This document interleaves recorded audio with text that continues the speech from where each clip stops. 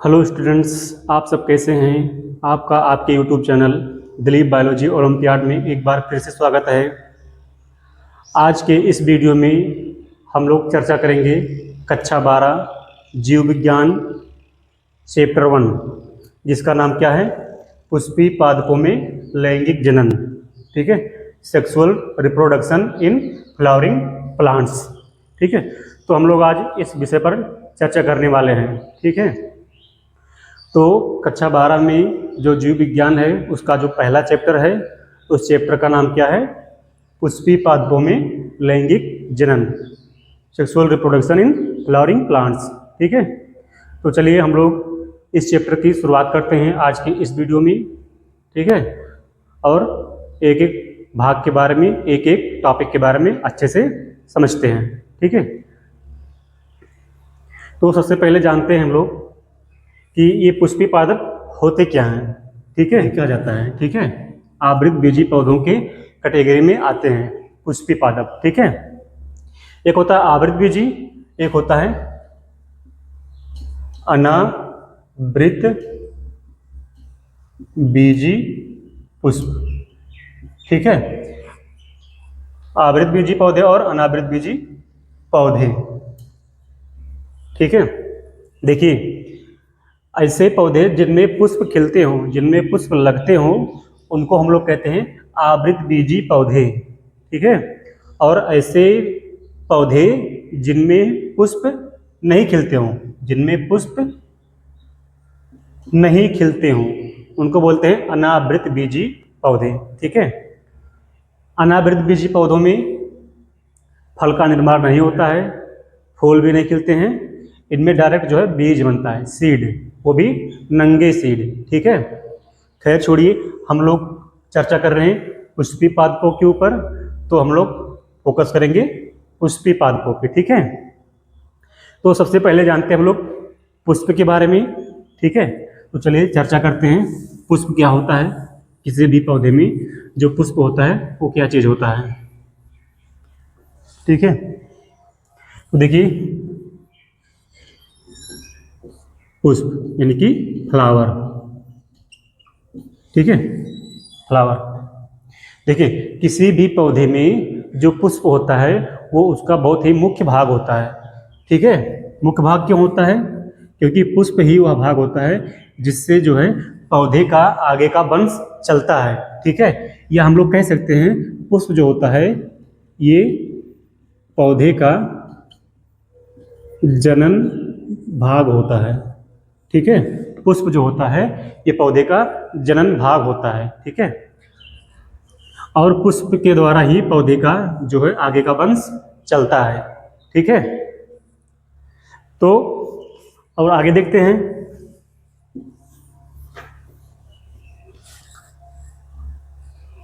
देखिए पुष्प भी मुख्यतः दो प्रकार के होते हैं। कौन कौन सा, एक होता है एक लिंगी पुष्प, एक लिंगी पुष्प, और एक होता है द्विलिंगी पुष्प। एक लिंगी पुष्प और द्विलिंगी पुष्प। ठीक है, अब एक लिंगी पुष्प क्या होता है, ऐसे पुष्प या ऐसे फ्लावर, ऐसे फूल जिनमें क्या होता है, या तो नर भाग हो या मादा भाग। ठीक है, यानी सिंगल होंगे। ठीक है, या तो मान लीजिए कोई ऐसा पौधा है, एग्जाम्पल के लिए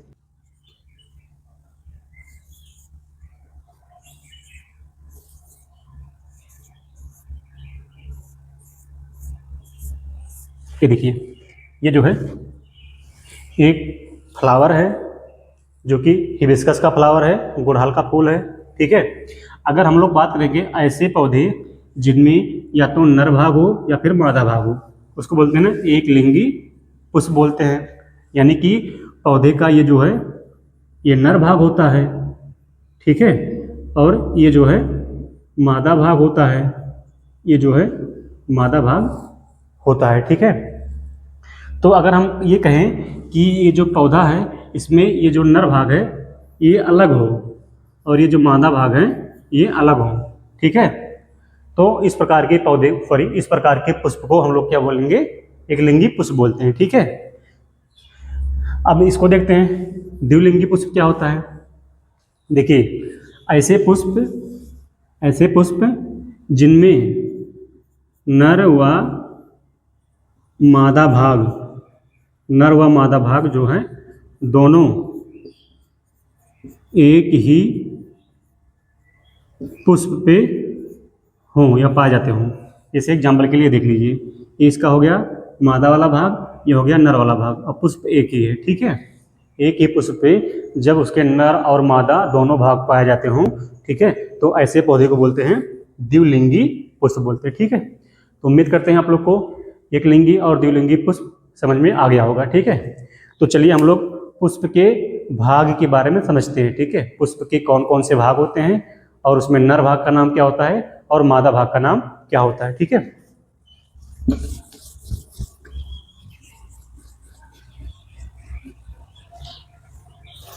देखिए इस चैप्टर में पुष्पी पादपों में लैंगिक जनन जो है, इसमें हम लोग लेंगे एक द्विलिंगी पौधा।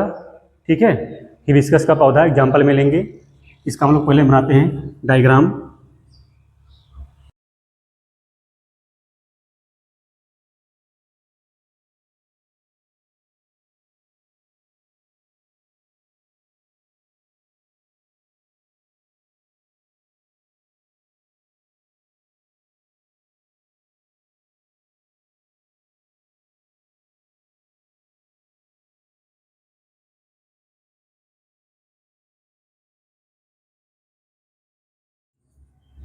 OBULE, ठीक है, इसको बोलते हैं ओब्यूल। ठीक, ये पुष्प थोड़ा हम लोग इधर लिख देते हैं, इसको लिख देते हैं थोड़ा इधर।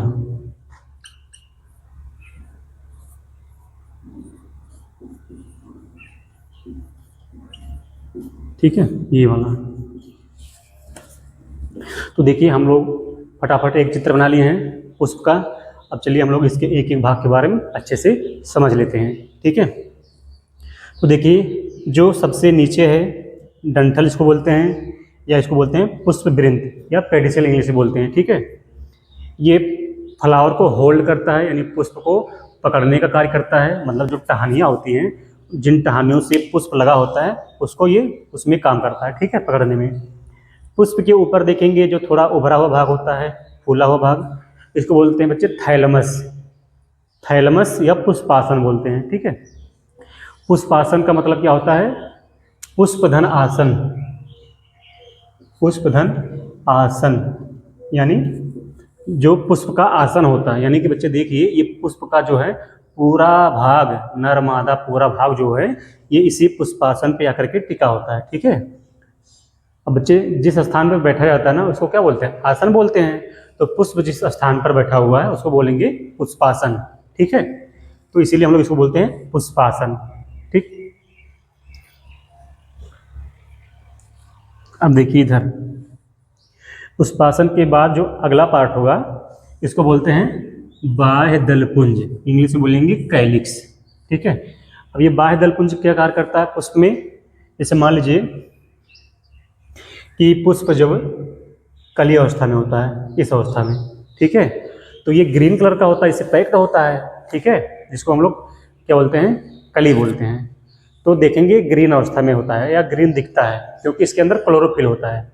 तो क्या करता है ये जो बाह्य दलपुंज होता है, ये पुष्प को सुरक्षा देने का कार्य करता है। ठीक है, जो मतलब बाह्य दलपुंज है, ये पुष्प को सुरक्षा देता है। ठीक, और ये प्रकाश संश्लेषण भी कर सकता है या करता है, पोषण देने के लिए। पुष्प के अंदर जो और भाग मतलब डेवलप हो रहे होते हैं, उनके लिए क्या करता है, ये भोजन बनाने का कार्य करता है। ठीक, तो इतना समझिए कि जो बाह्य दलपुंज होता है यानी कैलिक्स, ये क्या करता है, सुरक्षा देता है पुष्प को कली अवस्था में, और क्या करता है, पोषण देने का कार्य करता है। ठीक, हम लोग समझ गए इतने भाग। अब हमारा जो अगला भाग होगा, ठीक है, ये वाला रेड वाला भाग, ठीक है, जिसका नाम क्या दिया गया, दलपुंज या कोरोला बोलते हैं इसको। ठीक है, ये बच्चे जो दलपुंज होता है, ये आकर्षण का कार्य करता है। आकर्षण, ये क्या करता है, आकर्षण, आकर्षण का केंद्र होता है पुष्पों में। ठीक है, यानी कि ये कीड़े मकोड़ों को जो है आकर्षित करता है पुष्प की तरफ, और इसमें फ्रेग्रेंस होता है, महक होता है, खुशबू होता है, ठीक है, इसमें दलपुंज के अंदर। इसीलिए जो पुष्प होते हैं ना, ये काफ़ी रंग बिरंगे होते हैं, सुंदर दिखते हैं, ताकि जो तितली भौरे या कीड़े मकोड़े होते हैं ना, इसकी तरफ आकर्षित हो जाएं, इसकी तरफ आएँ, ठीक है, इसीलिए काफ़ी सुंदर होता है, दिखता है, ठीक। अब ये क्यों सुंदर दिखता है, इसके पीछे भी रीजन है, अभी आगे बताएंगे, ठीक है। तो पहले पार्ट समझ लीजिए। अब इसका जो मतलब बाह्य दल जो दल पुंज का कार्य हमने बताया, आकर्षित करने का होता है, ठीक है, खुशबू होता है इसमें, ठीक। देखिए हमने इतना पार्ट जान लिया। अब हम लोग चर्चा करते हैं पुष्प के नर और मादा भाग के बारे में। हमने अभी नर मादा का चर्चा ही नहीं किया इस पार्ट में, ठीक है। अब देखिए पुष्प का बच्चे जो ये वाला भाग दिख रहा है, एक मिनट थोड़ा ऊपर मिटा करके बता दें आप लोग को। देखिए ये जो ऐसा पार्ट दिख रहा है पुष्प में, कई सारे पार्ट, ठीक है, इसी को बच्चे बोलते हैं हम लोग नर भाग, ठीक है, यानी मेल पार्ट इसको बोलते हैं, ठीक है। पुष्पों में नर भाग में बच्चे दो पार्ट होते हैं, एक होता है परागकोश, एक होता है परागकोश, और एक होता है पुतंतु, एक होता है पुतंतु होता है, ठीक है। अब चाहिए ये परागकोश और पुतंतु दोनों को मिला करके एक नाम दिया गया है, ठीक है, इन दोनों को मिला करके एक नाम दिया गया है, उसका नाम क्या है, पुंकेसर, ठीक है। इसका नाम क्या होता है बच्चे, पुंकेसर होता है, ठीक है। देखिए ये जो पुंकेसर होता है, पुंकेसर, इसको इंग्लिश में बोलते हैं स्टेमन, STEMEN, स्टेमन बोलते हैं।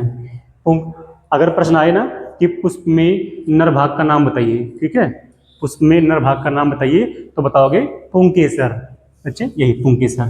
पुंकेसर कितने भाग से मिलकर बना है, दो भाग से, एक क्या है, एक परागकोश, दूसरा पुतंतु। जब इन दोनों को मिलाते हैं तो बनता है पुंकेसर, ठीक है, पुंकेसर बन गया। अब देखिए बच्चे ये जो परागकोश होता है ना, इस परागकोश में नर युग्मक का निर्माण होता है, यानी परागकण का निर्माण होता है, ठीक है।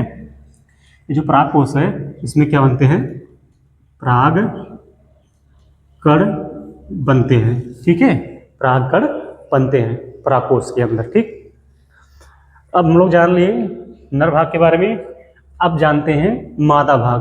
पुष्प में मादा भाग कहाँ पे है, ये वाला पार्ट देख लीजिए, ये जो गोल दिख रहा है, फिर नली की जैसी संरचना आके फिर मोटा हो गया है, गोल संरचना, ठीक। जो बिल्कुल ऊपर वाला पार्ट है इसको बोलते हैं ना वर्तिकाग्र, या इंग्लिश में बोलेंगे स्टिग्मा। ये जो वर्तिकाग्र होता है, ये परागकण का जो परागकण आकर के ना यहीं पे पहले पहुंचता है, ये लैंडिंग स्थल होता है, ठीक है। यानी कि जब परागकोश से, या मान लीजिए जो बताए है ऊपर, परागकण इसमें बनते हैं परागकोश में, ठीक है। तो ये जो परागकण जब मेच्योर होते हैं ना, पकते हैं, और परागकोश फटता है, तो किसी कीड़े मकोड़े या किसी भी माध्यम से जब परागकोश से निकल करके परागकण यहाँ पहुँचते हैं बच्चे, ठीक है, ये देखिए, यानी वर्तिकाग्र पर ही पहुँचते हैं, तो ये परागकण का स्थल होता है, ठीक है, वर्तिकाग्र। वर्तिकाग्र के जैसे थोड़ा नीचे आएंगे, ये देखिए, इसको थोड़ा पतला सा भाग है ना, इसको बोलते हैं बच्चे वर्तिका, ठीक है, वर्तिका बोलेंगे, या स्टाइल बोलते हैं इंग्लिश में इसको, ठीक है। अब देखिए वर्तिका के बाद में और नीचे आएंगे तो ये जो उभरा हुआ भाग दिख रहा ना, थोड़ा गगरी की तरह, मटकी की तरह, ये फूला सा, इसको बोलते हैं ना अंडाशय या ओवरी बोलेंगे, ये देख लीजिए अंडाशय, ठीक है। और अंडाशय के अंदर एक संरचना और दिख रहा है, ये वाला, जिसको क्या बोलते हैं हम लोग, बीजांड बोलते हैं, क्या बोलते हैं, बीजांड, या इंग्लिश में बोलेंगे ओव्यूल, ठीक है, देख लीजिए।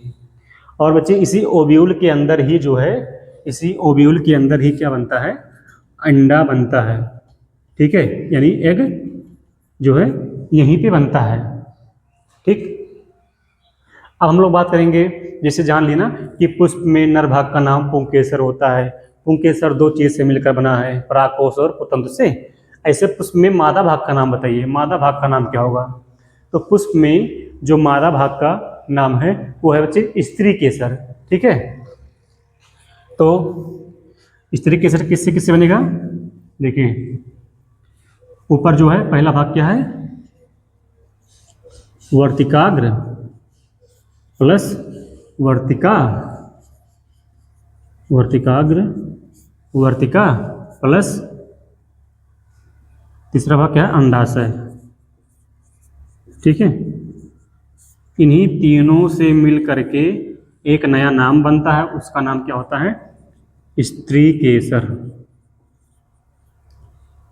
उसका नाम क्या होता है, स्त्री केसर होता है। ठीक है, ये हो गया, ये हो गया पुष्प का मादा भाग, स्त्री केसर। ठीक है,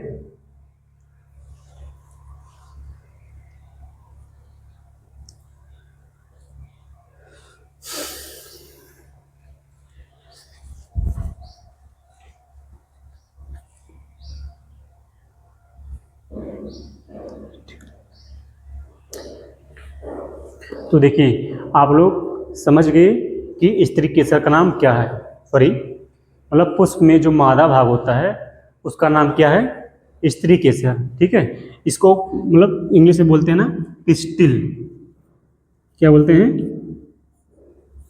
पिस्टिल बोलते हैं, PISTIL, पिस्टिल बोलते हैं। ठीक है, तो उम्मीद करते हैं कि बच्चे पुष्प में आपको हर एक पार्ट का नाम समझ में आ गया है और उसके फंक्शन और उसके कार्य भी समझ में आ गए होंगे। ठीक है, एक बार फिर से बता देते हैं फटाफट। देखिए ये पुष्प का सबसे पहला भाग जिसको पुष्प वृंत बोलते हैं, ये पुष्पासन है। पुष्पासन पे पुष्प का पूरा भाग टिका होता है। ये होता है बाह्य दलपुंज जो कि सुरक्षा प्रदान करता है और पोषण प्रदान करता है पुष्प को कली अवस्था में। ठीक, ये जो रंग बिरंगा दिख रहा है जिसको बोलते हैं दलपुंज या कोरोला बोलेंगे, ये आकर्षण का केंद्र होता है, कीड़े मकोड़ों को आकर्षित करने का कार्य करता है। ठीक है, पुष्प का नर भाग हम लोग जान लिए, ये जो गोला सा होता है इसको बोलते हैं परागकोश, और जो डंडी होता है पतली सी महीन से इसको बोलते हैं पुतंत बोलते हैं या फिलामेंट बोलते हैं। ठीक है, हो गया पुतंतु यानी परागकोश और पुतंतु दोनों को मिलाकर के क्या बनता है, पुंकेसर बनता है, यानी कि स्टेमन या नर भाग बोल दीजिए। ठीक है, देखिए ना इसमें इंग्लिश शब्द देखेंगे ना स्टेमन का, कहीं लिखे हैं स्टेमन, ये देखिए स्टेमन, यहाँ कहीं ना कहीं मेन शब्द आ रहा है, मेन, मेन मतलब होता है आदमी या नर। ठीक है, ऐसे ट्रिक से याद रखिए, मतलब अगर मान लीजिए आप भूल जा रहे हैं कि पुष्प में नर भाग का नाम बताइए या मादा भाग का नाम बताइए, ठीक है, तो स्टेमन जो होता है नर भाग और जो है स्त्री केसर या पिस्टिल जो है मादा भाग। तो पुंकेसर, देखिए पुंकेसर मतलब पु से पुंकेसर, पु से पुरुष होता ना, ऐसा ट्रिक से याद कीजिए पुरुष। ठीक है, तो ये शब्द से आप लोग मतलब डिनोट कीजिए। ठीक है, तो कहीं ना कहीं पुरुष शब्द आ रहा है, पुंकेसर, पुरुष पुंकेसर, तो ये नर भाग हो गया। ठीक है, स्त्री केसर बहुत आसान है, स्त्री शब्द स्त्री यानी फीमेल। ठीक है, तो स्त्री केसर यानी मादा भाग। स्त्री केसर किससे किससे मिलकर बना है देख लीजिए, वर्तिकाग्र, वर्तिका और अंडाशय, इन तीनों को मिलाने से क्या बनता है, स्त्री केसर बनता है बच्चे। ठीक है, स्त्री केसर के अंदर जो है मादा युग्मक यानी अंडे का यानी एग का निर्माण होता है। ठीक है, तो उम्मीद करते बच्चे आप लोग इस पुष्प का जो है डायग्राम या चित्र जो है अच्छे से समझ गए होंगे और इसके सभी कार्य जो है बहुत बेहतरीन ढंग से समझ गए होंगे। ठीक है, अगर आप लोग को इसमें कहीं कोई भी डाउट रहेगा तो आप लोग कमेंट करके अच्छे से पूछ लीजिएगा, फिर से बता दीजिएगा। ठीक है, तो चलिए हम लोग थोड़ा सा कुछ और इसके बारे में बात करते हैं, या पुष्प के नर भाग या मादा भाग के बाद जो है पुष्प में नर भाग में क्या बनता है, मादा भाग में क्या बनता है, ठीक है, वो चर्चा करते हैं। ठीक है।